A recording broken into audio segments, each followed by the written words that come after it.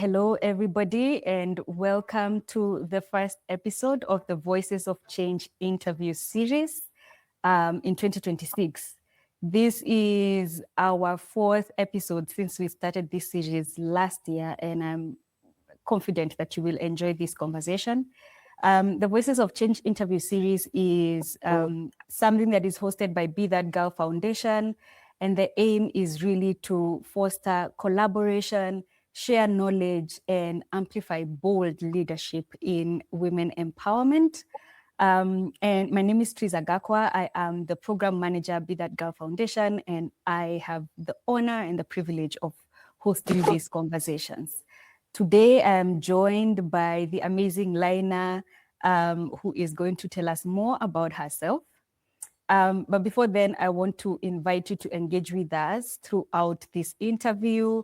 In the comment section, please share your thoughts, share what you're learning as we have the conversation, share any questions, and we will try and get to them before the end of the hour. So welcome, everybody, and a very special welcome to you, Laina, and thank you so much for making time for this. Please go ahead and introduce yourself. Tell us a little more about you and what you do and the work of SEGA. Thanks a lot, Trizah, and everybody are following us today. I'm really excited and grateful to be part of the Voices of Change, the beginning of 2026. This is super exciting. My name is Laina Mwandoloma, and I am the Executive Director of SEGA, a non-profit organization in Tanzania, focused on empowering girls and women through equipping them with educational academic education, entrepreneurship knowledge, and the life skills they need to thrive and be successful in life.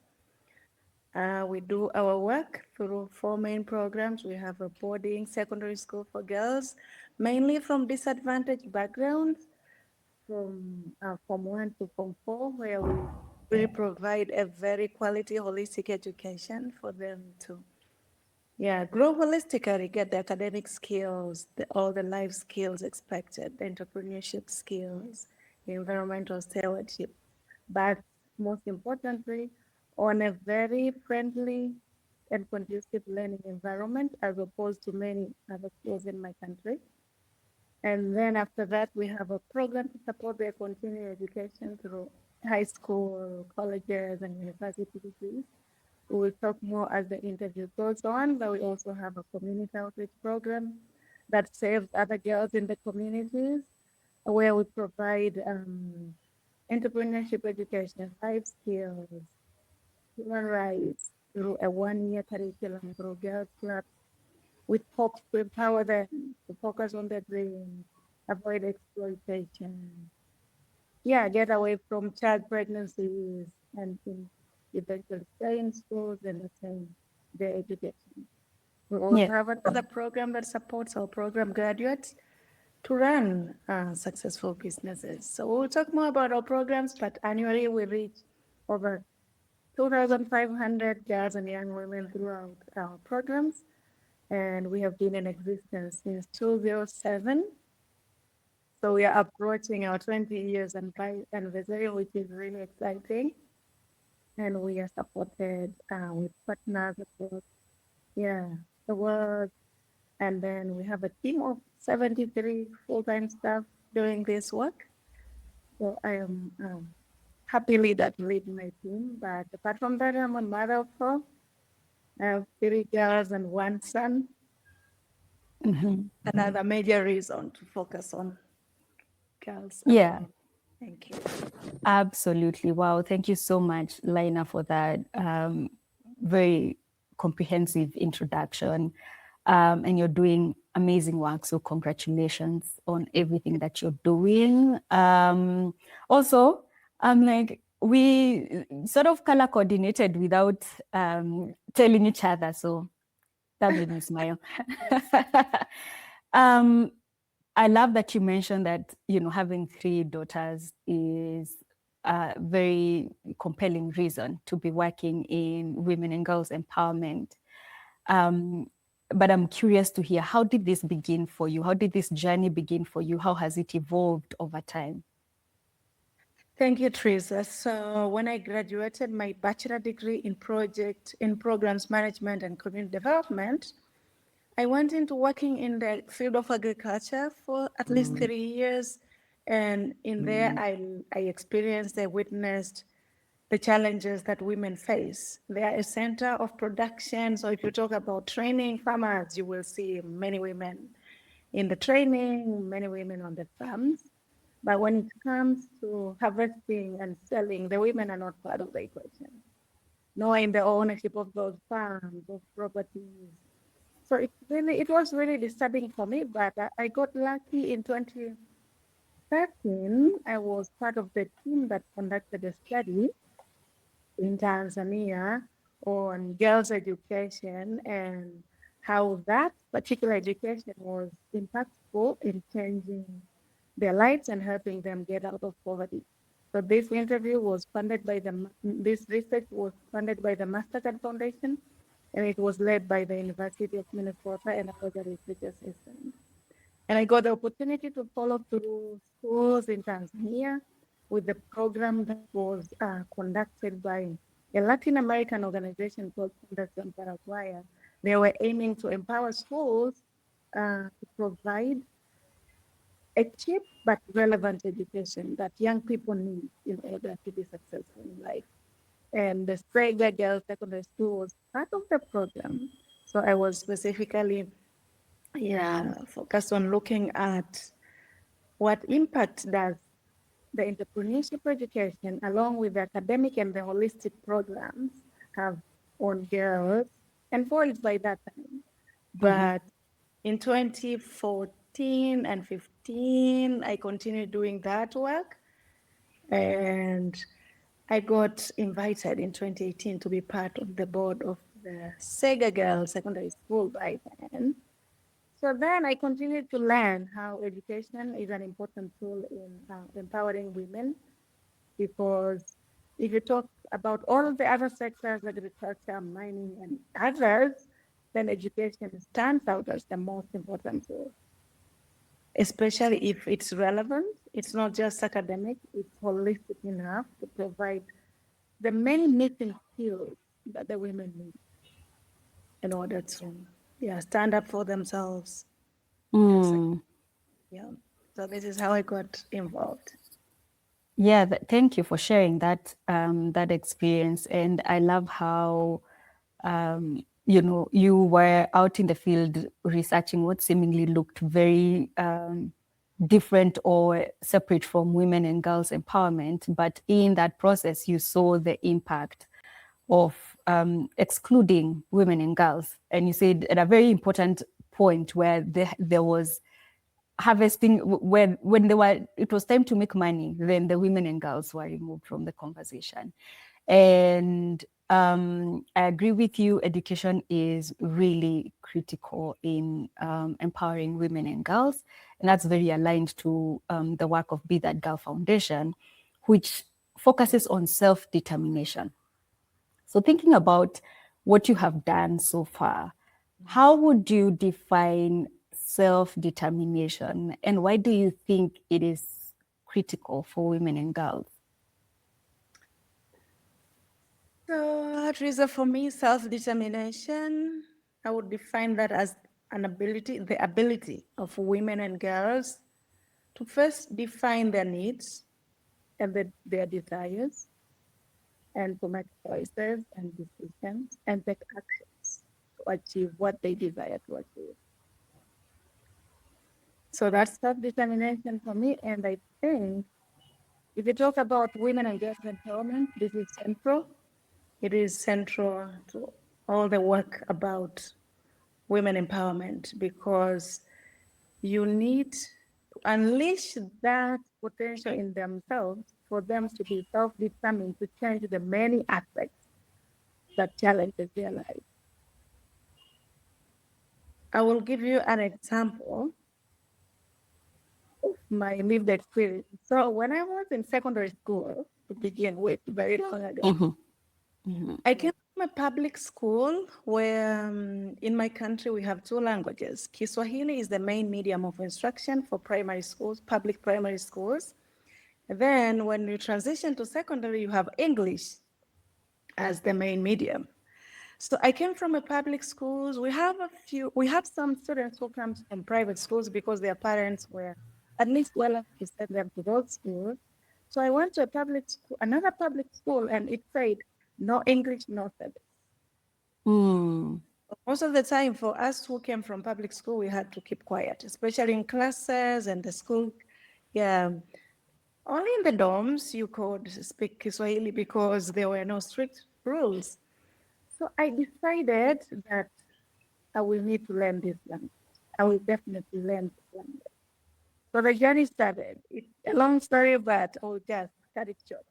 The journey started, and there was a lot of laughing from people because I had my vernacular accent. So in Tanzania, we have all the many types. So I had my tribal accent. So if you transform it to English, people would laugh.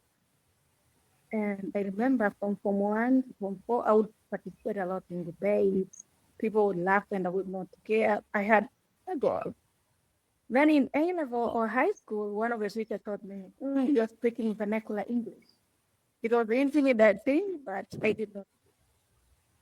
So I learned the language. I completed from 6. I could speak English very well. So to tell you, when I finished my university degree, I got a job 2 months before I completed my degree. I did that phone interview. The interviewer was Kenyan, and he was, are you Tanzanian? You speak a good English. Let's meet for an in-person interview. So it paid off, but it was because of self-determination. All the factors around not push me back because I had a compelling reason. So the work, even with the work that we do daily with our girls here, we want them to have all the self-esteem, the confidence, for them to be self-determined to reach their goals. Some of them come from families where they are the first people to go to school. They do not have a support or motivation at home. But if they are self-determined, they will definitely reach the goal. We tell them nothing is impossible in the world. As long as you desire, you have a dream, you put effort, you believe in God, work hard towards it. Nothing could stop you. So for me, self-determination, it is very important. And all the programs around women empowerment should be providing the necessary support for women to be able to be self-determined, because you need some skills, you need self-esteem, you need confidence, there are things that you need in order for you to have that self-determination. Absolutely. Thank you so much, Laina. Quick pause. I'm getting feedback from.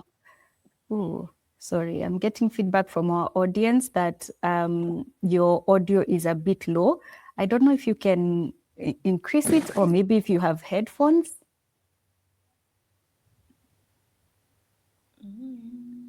Okay, I will try. Let's try this. What about there? Can you hear me well now? Well, I could hear you, but I will wait for feedback from everyone else on whether we can hear you well. I understand project your voice a little bit if you don't have headphones. I know headphones would help more. Okay, I will try to speak louder. Okay.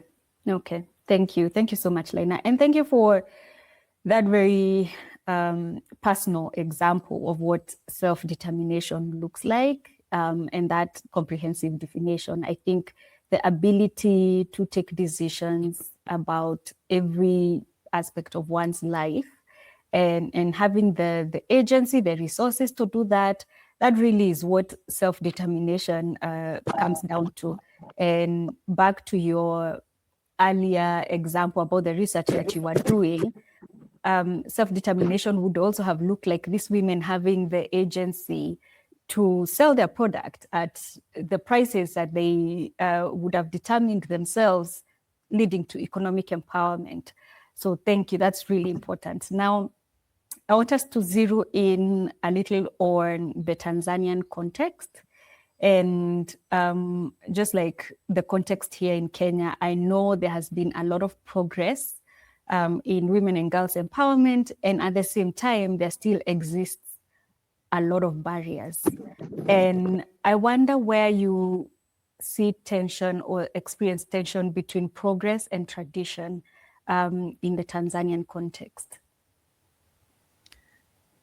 Oh, thanks, Trizah, and for mentioning the situation in Kenya as well. I think not just in Tanzania, but I think in most of the African countries, yeah, because some cultures are similar. If you hear about some um, cultural setbacks in different countries, you see some similarities.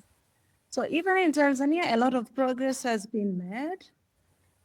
Yeah, I would admit, especially on girls and women empowerment, we have favorable policies that, yeah, are really favoring our work around girls and women empowerment. We have the back to school agenda where the government has ensured all the kids, both boys and girls, the boys and girls goes back to school.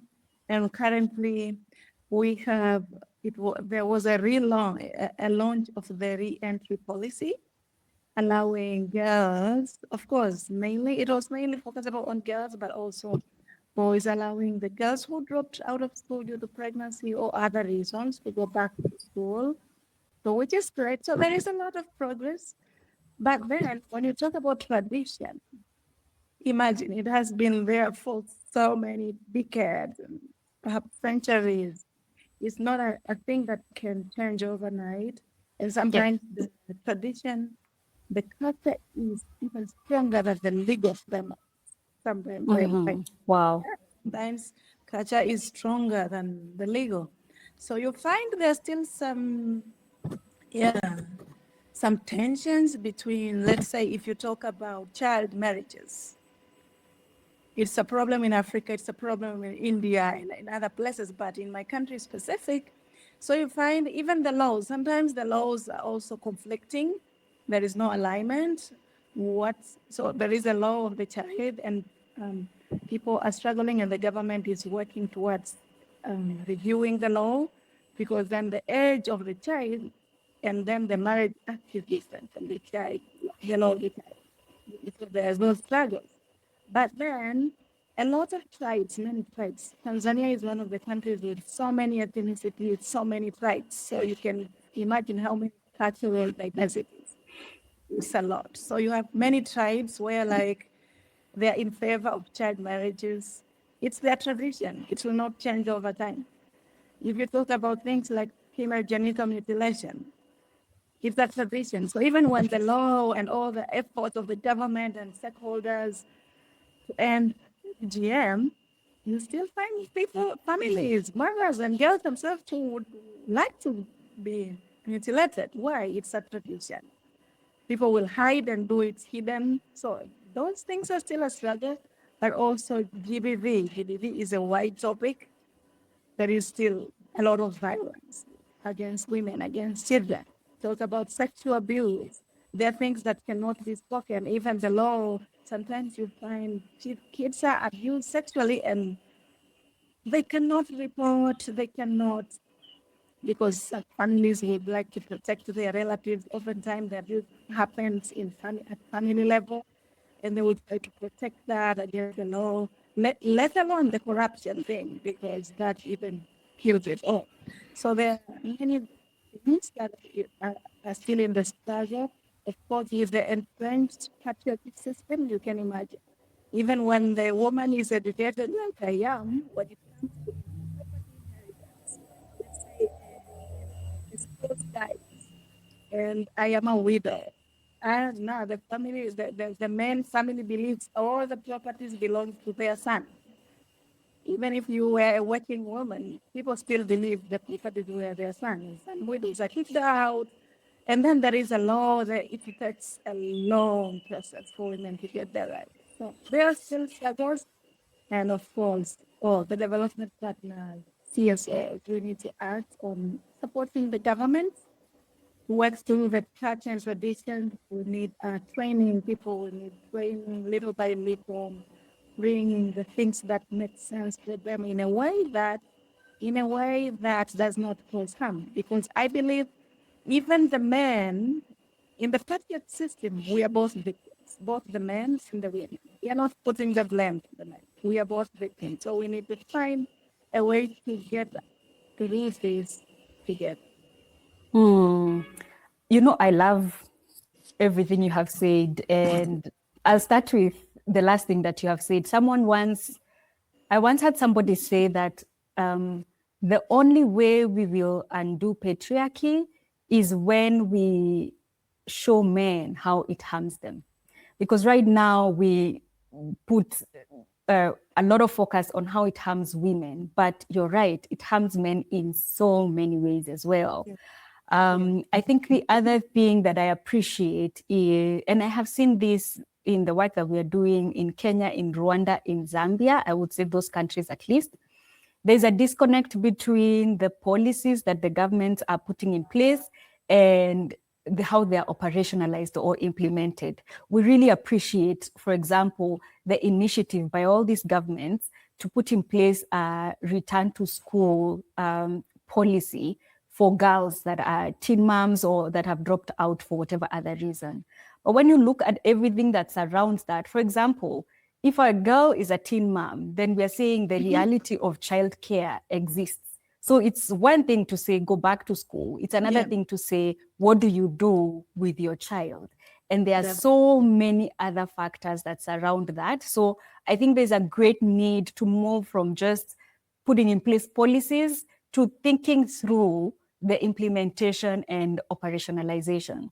And the other thing that I really appreciate about what you have shared is that laws that are devoid of cultural context or cultural involvement will not have any impact anytime soon, because culture is, as you've said, is oftentimes more powerful than the law. And what I've seen here, for example, is going back to what is tied to some of the activities, harmful activities that happen culturally. For example, there are situations where FGM is a rite of passage. It is how you move from being a girl to being a woman.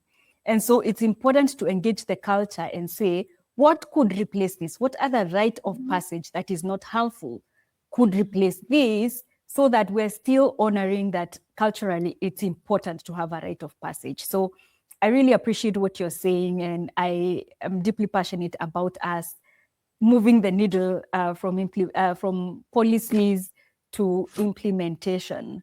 And one of the ways I think we can do that is through data. I think evidence-based progress is important.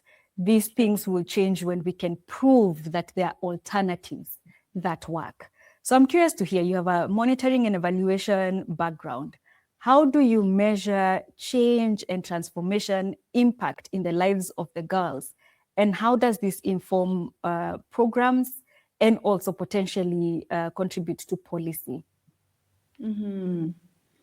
Thanks, Trizah. That's a long question.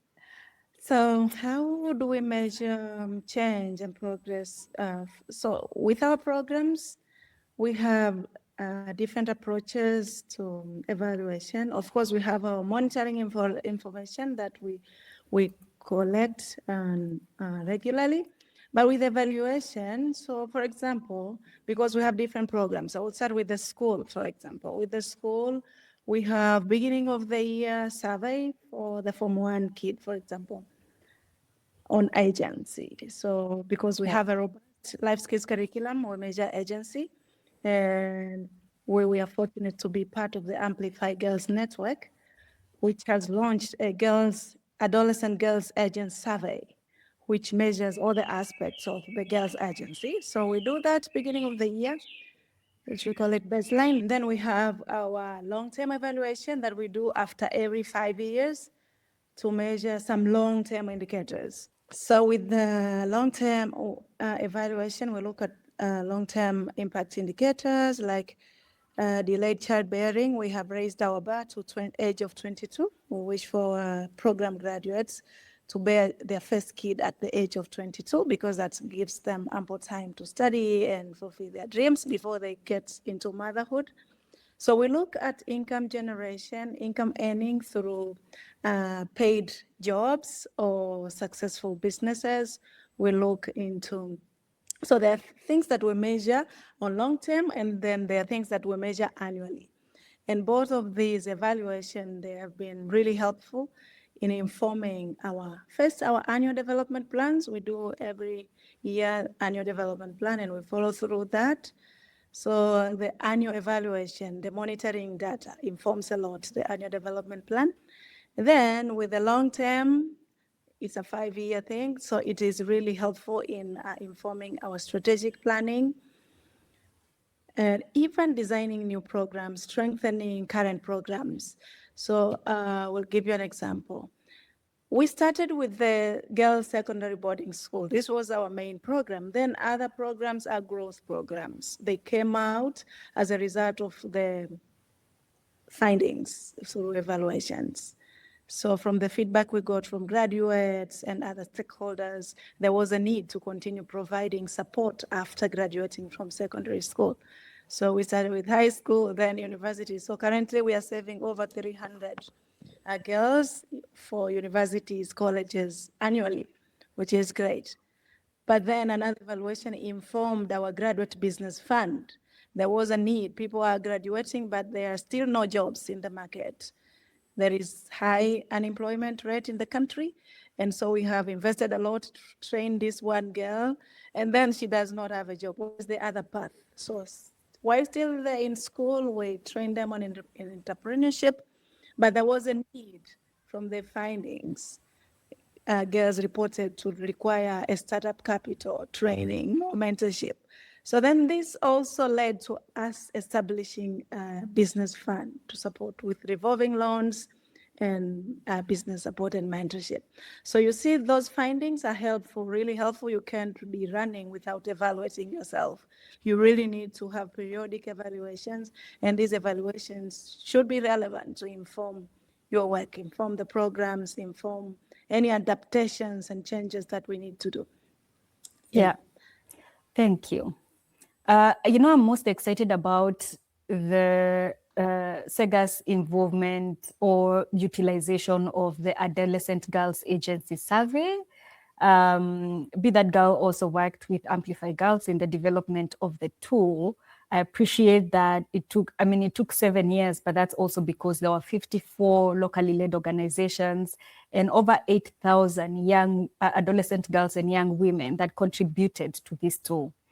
My hope is that as many organizations like SEGA, for example, keep sharing their feedback through this tool, in the coming years, we will have such strong evidence that will move beyond contributing to program design to influencing policy in the region.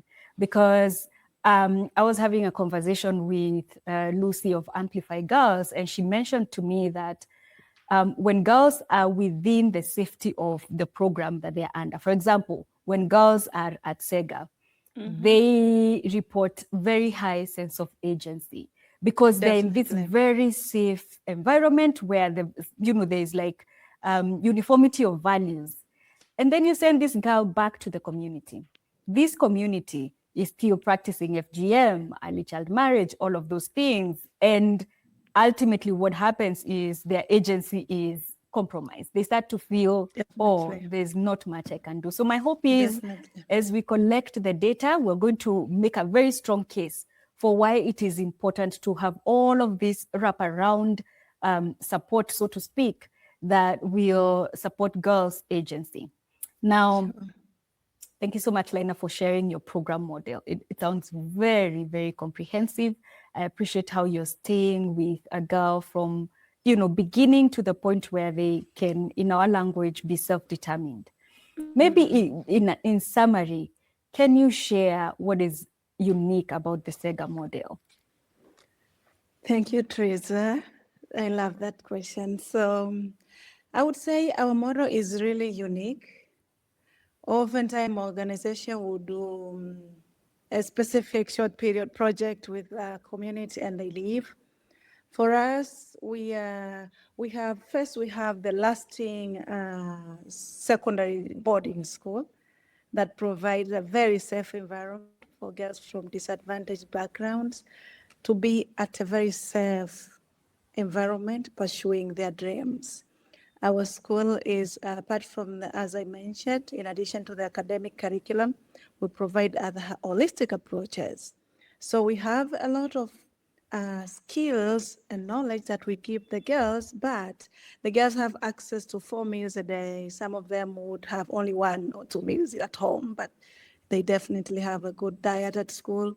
We are not using any corporal punishment, so we have positive discipline approaches, which really is a different experience for the girls from the schools where they're coming from. Yeah, and from the school itself, of course, we have, I'll talk more later as we continue. We have many programs in the school that support the holistic growth of a girl, from mentorship, sexual reproductive health knowledge, which is not attained anywhere at home.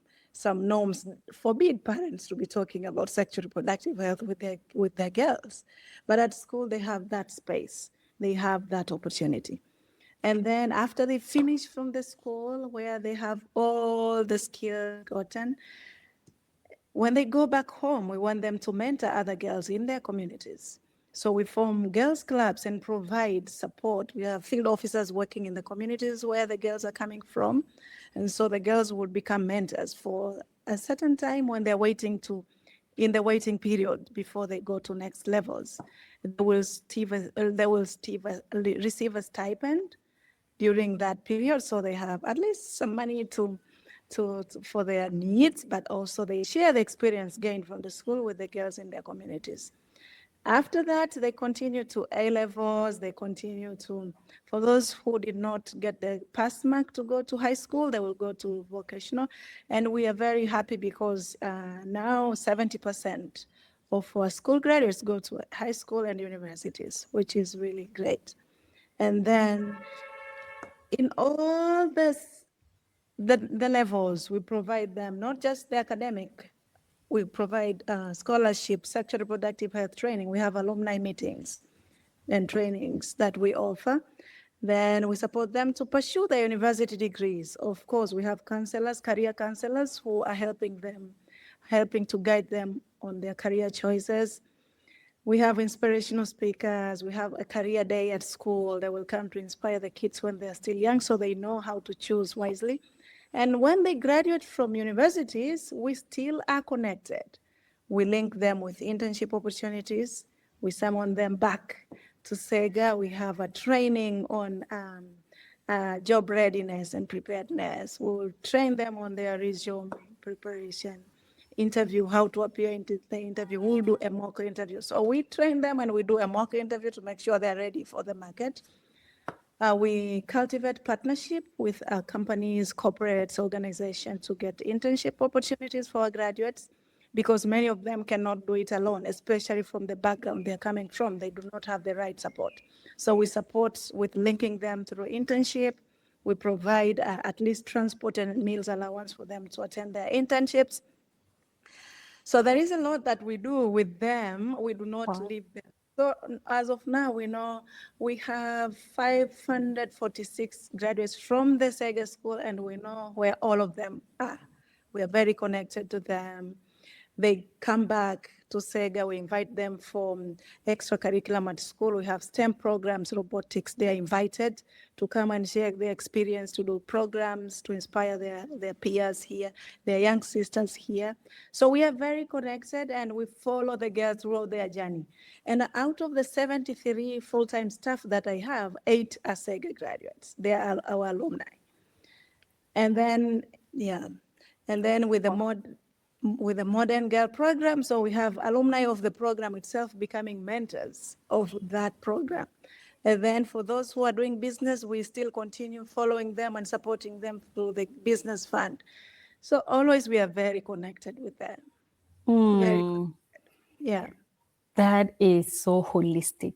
And so, I mean, I love the end-to-end commitment to the girl, ensuring that she's independent, she's self-determined. I didn't even know that your model had so many components. I'm very, very impressed.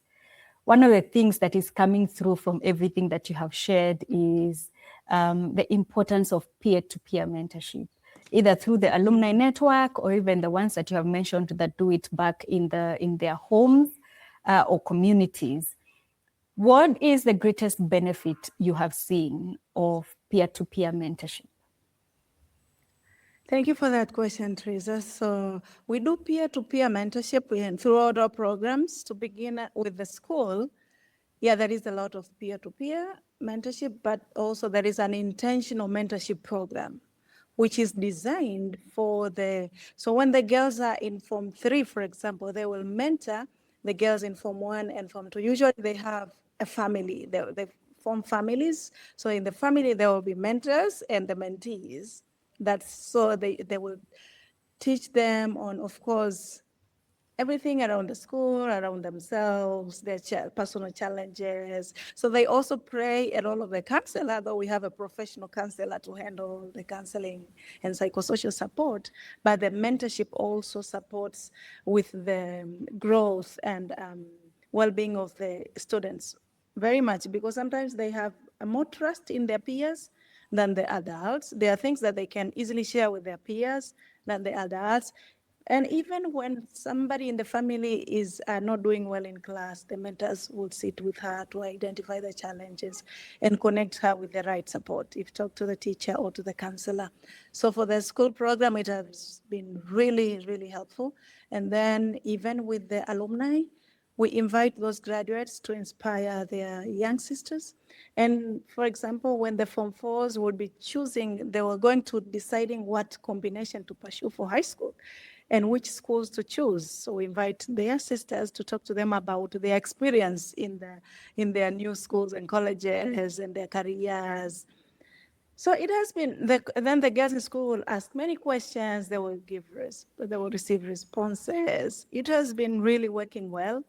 And with the community outreach program as well, so it's a peer-to-peer. The girls at school going back to the girls in the communities, similar age, almost similar age. And even if it's program graduates from the community program itself, then they are peers, still peers. So it creates a lot of safe space for them because they can confide in them, they understand the challenges in their communities, they have at least gotten some tools to be able to escape some forms of exploitations and challenges. They can easily, and they know how to connect because they have that experience, they know how to connect these problems with the right people. So for us, it has been really helpful. And sometimes the cases that kids will not report to you, but they can report to their peers they trust. And then those peers have been helpful in some cases to report to the village authority, report to our teachers and mentors. I think Yeah. peer-to-peer is very important. Absolutely. I love that. And I agree with you. There's a safety when you're talking to somebody that you see as your peer. What's interesting is, as you were speaking, I remembered, I mean, I went to a Catholic high school here in Kenya, and I had a mentor, a Form 3 mentor when I joined Form 1. The school had that structure as well. And when I was in Form 3, I had somebody that I mentored. And the way they would design it, because we had bunk beds, is that your mentee would actually sleep in the upper bed, and you would help them with, just everything that had to do with onboarding into the school and support them. So I really love that model, and I think every organization that's working with girls should try it. Now, you mentioned that the mentors or the girls as they mentor, they will sometimes report things. And I wonder how you center the voices of the girls, every girl that is benefiting from the work of SEGA. How do you center their voices in designing your programs? At the same time, how do you sort of get the input or include the voices of the community, the ecosystem within which the girl exists? Yeah. Thank you, Trizah, for your question. So we'll begin with the voices of the girls. For us, the voices of the girls, especially those in our programs, the 2,500 we reach every year, are very important And through our regular monitoring, our evaluation, and other feedback forms, we have been able to capture their suggestions, their opinion, their views in developing our programs. So I will give you an example. At school, for example, we recently, maybe 1 year ago, we reviewed our entrepreneurship curriculum, but we got feedback. We designed a survey to get feedback from the alumni who were part of the program, and what did they feel was missing? What else would they have loved to learn? Now that they're outside there, they are in the real life experience. What do they wish they had learned? So they gave us a lot of constructive feedback. And then we have opinion from the students still in school. Then we came up with strong points to review the curriculum. Of course, we were lucky to partner with Babson College, one of the best entrepreneurship college in the United States. So we borrowed some of the entrepreneurial mindset aspects of entrepreneurship to bring into our curriculum. But the feedback from our girls and graduates was very instrumental. But also, even with the other programs that we are scaling up, programs that we are add-ons, I will tell you an example. We are currently finalizing our strategic plan for July 2026 up to June 2030. And we involved all the stakeholders, including the students in the school, the graduates, in planning, in designing this. But recently we were challenged with that we had questions around how best to support high school A levels, because there were some challenges around that with the schools. Some of the schools are not good enough. Some of us, there were those challenges. So it came discussion with our funding partner, discussion with the staff and teachers, other non-teaching staff. But imagine that was easily resolved through an alumni. Through our graduates, during an alumni workshop, we gave them a survey of questions about what they're feeling and the ideas about that. And we quickly got the response, and we are finalizing it now. So it's very important to involve them. We should never assume that they do not have any knowledge. They don't know. They're young, they're children, they're what? We need to design it for them. No, it's it's very nice when they're involved, and it isn't your work as well. Yeah. Yeah, absolutely. I love that the alumni already knew what was needed. And what about the community where they come from? We spoke earlier about the barriers that exist within the community for the girls. How do you engage them and get their buy-in? Yeah, so for us at SEGA, what we do with the communities, because our program is wide, so from one to, it's very wide. So for the school, we have parents meeting. We have a parents committee at school, but we also have parents meeting. Each year we have one parents meeting for each class. So for 4 classes, we have 4 parents meetings. And in these meetings, we involve the parents on some of the aspects that we wish for them to be, supportive of their children. Because oftentimes parents are so busy with work, etc., they forget to look after the kids. So they're safe at school and not safe at home. So we remind parents on that. But there is recently, of course, this agenda of child protection is not very very common in Tanzania. So for us, we got backlashes in the beginning about what are you talking about child protection? Some people do not even believe if education without a stick can be successful. So we had to really sell to the parents, bring the importance of child protection, that it's not just a SEGA agenda, it's a UN agenda, national agenda, SEGA agenda. So sometimes there are questions, there are topics that parents are afraid of speaking to their children. So we tell them how important it is for them to be open to their kids. But with the Modern Girl program, we do community meetings at inception of our programs in each village, each community, we share that during community or village meetings. We go door to door, meeting with all the parents. It's hectic, but we do that. We meet all the parents. We go to churches, sometimes to mosques, to tell them about our program and why it's important for their girls to come, why girls' education is important, why communities should stop child abuse. So we talk about this agenda in those kind of platforms, but it's not, we feel we have not done enough. We need to do more, because as much as we empower the girls, if the systems, if the Yeah. communities are not changing their perspective, it's very hard for the girls to thrive alone. At Yeah. some point, we have had debates with boys in the communities. We're involving boys in our life skills seminars with the girls at school, also in the communities. So it's a work that we still need to do more. If Yeah. systems change, then the girls will thrive. Absolutely. And I just want to say thank you for the work that you're already doing. I know, as you said, that it is not easy work, doing the home visits, doing the parental engagement, explaining things that parents have, why explaining to them why certain things don't work when they have done them all their lives.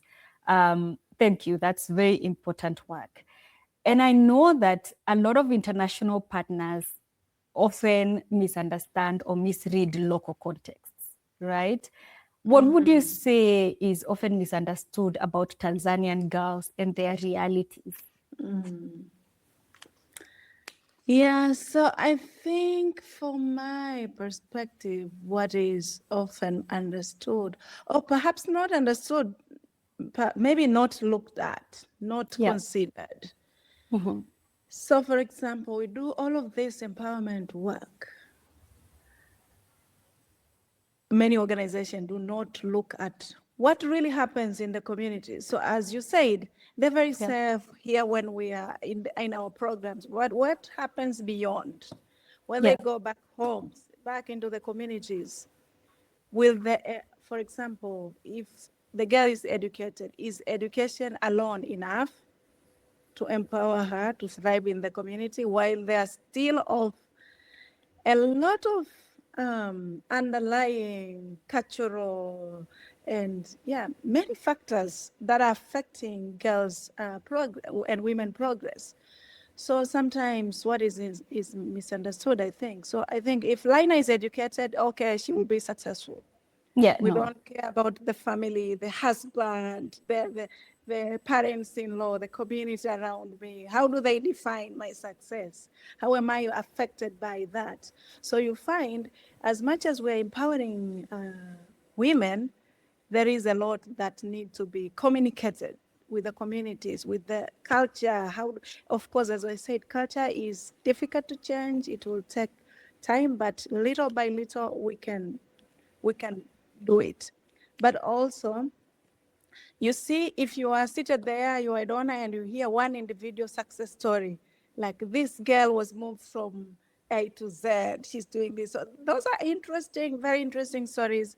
But oftentimes, if you talk about girls' empowerment, this one story is powerful, but we need approaches that can push a group of girls, more girls, more girls. We need stories, those stories for many more girls, because one story is not enough to dissolve, to support a change in the community surrounded by so many girls at risk. So Yeah. we need, as much as we're happy with the one success story, we need to be thinking how to foster community at large development. How do we involve boys, for example? Of course, I love girls' Mhm. empowerment because this is my field, but sometimes I think I get so many questions in the community. What are you doing with men? Now, boys Mhm. are at risk of sexual abuse. Mhm. What are you? The girl is so empowered. She's educated. Then she's going to marry a man who is not empowered. No. So these are striking these balances. But then another aspect which I think needs to be understood more is entrepreneurship, supporting entrepreneurship initiatives for girls and women. Oftentimes, many models that come are really in favor of the girls in urbans because they are tech tech savvy or what, they're not really including girls in the rural areas. So for rural area girls, entrepreneurship would mean just a business. It could be a retail business, being able to make and sell something, just earning income through agricultural produce. But we do not define this as entrepreneurship. So I think there is a need to to tailor definitions according to local context. For example, if you talk about an improved bathroom in Europe, it will be different from an improved bathroom in Tanzania, in urban and in the village. But the villagers, those people, the community people, they understand their problem and what it means to be better. But it cannot be compared to the global definition. Wow. Wow, Laina, thank you. That's profoundly powerful. And what I'm hearing you say is, one, the issues that affect women and girls are similar, but they're not homogeneous. They're not even homogeneous in the same country. That what a girl in Dar es Salaam needs is potentially quite different from what a girl in Morogoro needs. Definitely. And that whatever solution we come up with needs to appreciate and be cognizant of that reality. That's really powerful. It's a powerful message that I think we need to put out there. The other thing I'm hearing you say is that this girl, this woman exists in an ecosystem. And it would not work to sort of think that you're changing her life as an individual if there is no systemic change, if you're not addressing everything else that surrounds her. And I think that's a very strong message to philanthropy, because it's easy for philanthropy to want to just focus on just, as you said, the one story impact. But that can only be sustainable, and we can only win this fight of women empowerment if we think about the system that these girls exist in.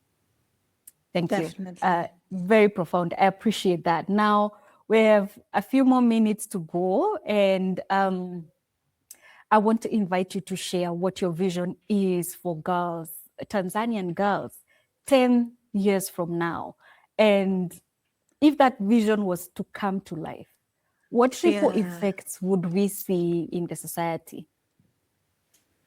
Yeah, thanks, Trizah. So if I imagine 10 years from now, so I will tell you our vision. SEGA's vision is confident Tanzanian girls and women thriving and leading social change.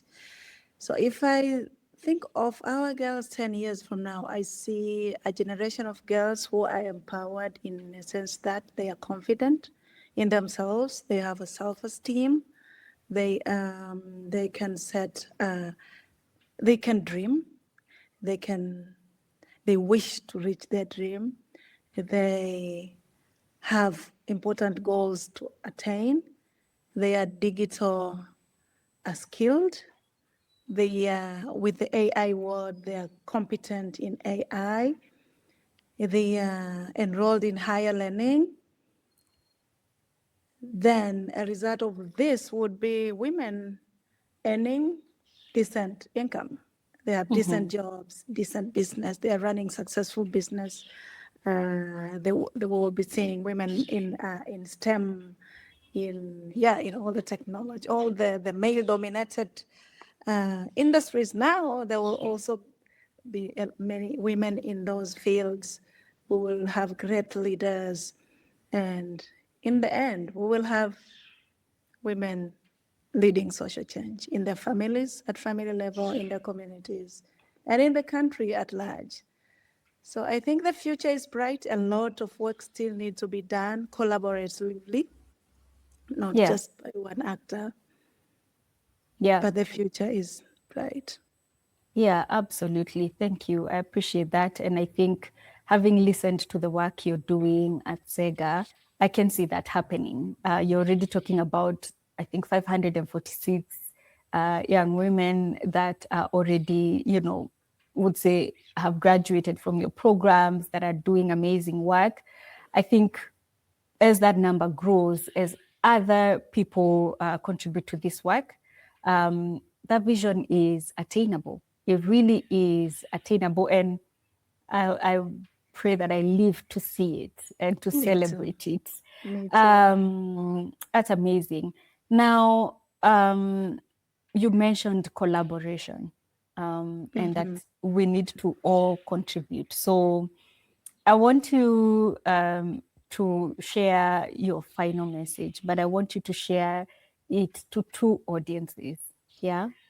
One audience is the next generation of women leaders that are stepping into Mm-hmm. spaces where their voices are still not fully heard. Think of the SEGA alumni that is, stepping into the world. What's your message to her? But then the second thing I want you to share is a quick message to leaders in the philanthropy space. How can we meaningfully contribute to this work of women and girls empowerment? Thank you, Trizah. I really want to appreciate all the philanthropies, the funders and donors, because they are doing a lot to support the work that grassroots organizations like us do. And I believe collaboration is really vital. I will give you an example. In 2016, the Population Council shared with us their research, and they sent us their staff person because we wanted to start a community outreach program. So our Modern Girl program is borrowed from the Population Council. And so they gave us the research and the staff, and we were able to start the program. And now we are reaching, over the past 7 years, we've reached over 10,000 girls and young women, because every year we reach 2,000 through that program. But also we are part of the Obama Foundation Girls Opportunity Alliance Network, which has also become a global village where we share all the girls' education things, the challenges, best practices. We learn from one another. So collaboration is really important. So to philanthropies, to begin with philanthropies, I want to call upon them to continue supporting this work. And currently, there have been a huge reduction of foreign aid, not just in Tanzania, it's across all the countries. So organizations are struggling, and if philanthropy stops as well, then this work is going to waste. So we really need for them to stand up with us for now, to build resilient, sustainable investments that will foster the sustainability of all the empowerment work that we are doing.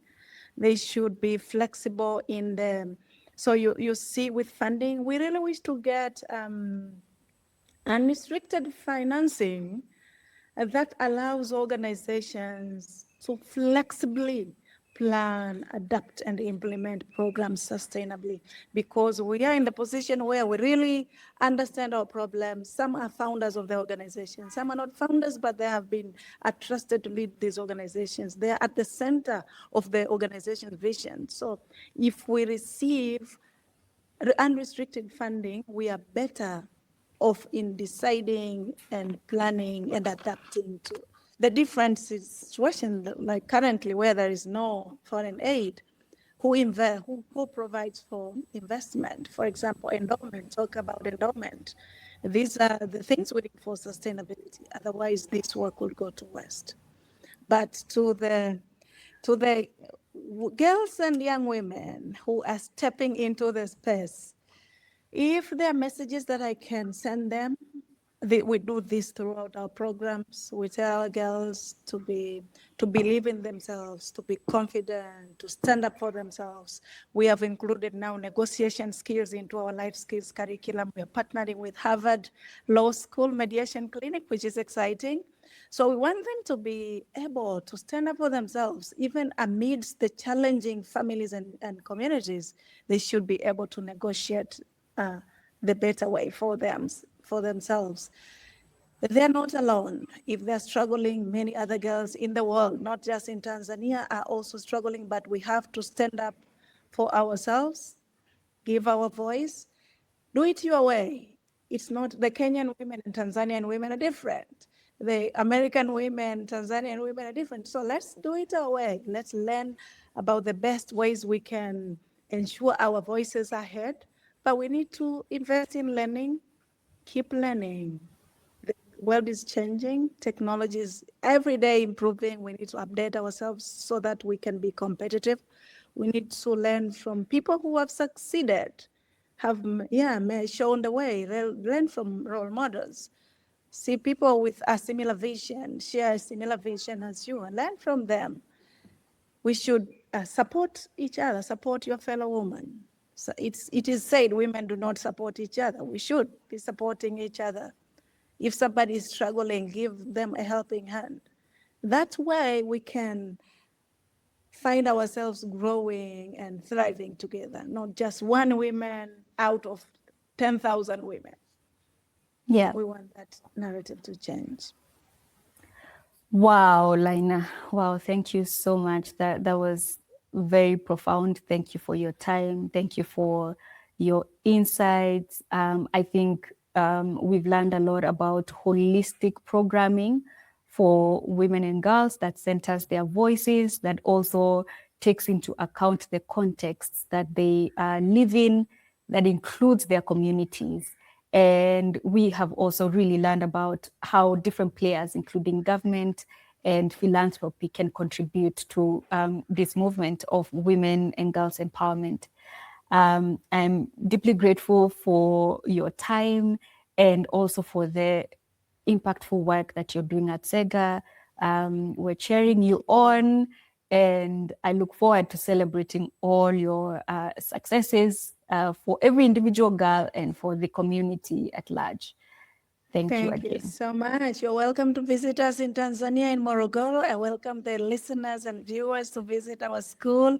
We have volunteer opportunities, people to volunteer on STEM, on English fluence program, on robotics. We have many opportunities for them to work with us at school and in their programs in our communities, but also for the programs in universities.